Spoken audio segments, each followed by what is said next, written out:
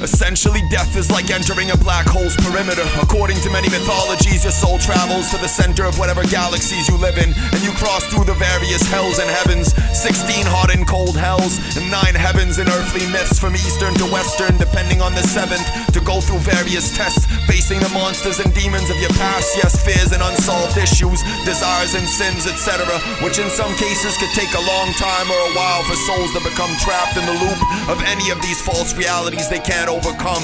For those souls, they often become wandering ghosts and ghouls in the different realms they stay trapped in, until they learn the lessons they needed to learn and have, and someone helps them to transcend it. Once their journey is completed and they're ready for rebirth, and they get to the final stage and appear before the beings they believed in, from Yeshua to Buddha and Krishna, the goddess, gods, and the angels and demons, whoever, and their lives and actions are analyzed and processed based on their own higher self's belief systems, as long as they're balanced and consistent. Obviously, once the judgment is completed, they're given different options for their future lives based on their past ones. They choose many of the events they will go through, from their parents to struggles and watches, their friends and enemies, and far beyond this. And once this is done, their soul goes on to the final journey to reincarnate.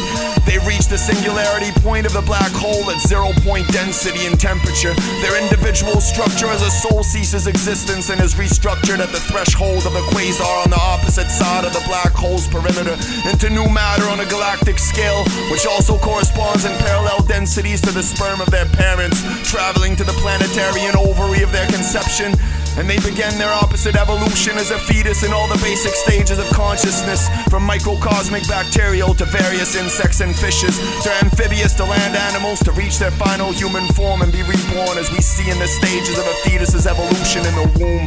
However, if you somehow transcend earthly reincarnation and your judgment surpasses human standards, your soul may go through to the 7th heaven, to the gates of infinity, to different wormholes which will lead you to various alien galaxies across the omniverse to incarnate into immortal forms, whether purely etheric or partly physical as well. If you consider the quantum reality of infinite densities and dimensions and parallel universes we exist in, where every variation of who you are interact with and what you do and what you think can coexist in this particular reality, when you have a certain relationship or friendship or interactional outcome which you perhaps would have liked to be different in a different reality created from your mind, when you pondered this in consciousness, it actually brought it into existences in a quantum sense. However, each choice we make, each action we take, and each word we speak creates a quantum shift while we jump back and forth in between these infinite possibilities. It's endless. And what we perceive to be the future, we are simply physically revisiting and actualizing these psychic realities we created in the past, yet never fully materialized for a host of reasons in the present. In this sense, in the future, we will be rewriting failed physical manifestations of our past into what has become our current present. This is why, as 4th density levels of consciousness and 4th density beings, humans are prisoner of the illusion of time, which is the 4th dimension. According to many philosophers and beyond this mathematicians, the higher the density shift of vibrational consciousness you foster, the more time distorts and expands, as your lifespan does from a human perspective. Although from higher ones, the seemingly extended lifespan is also perceived similarly to us as humans or hybrids.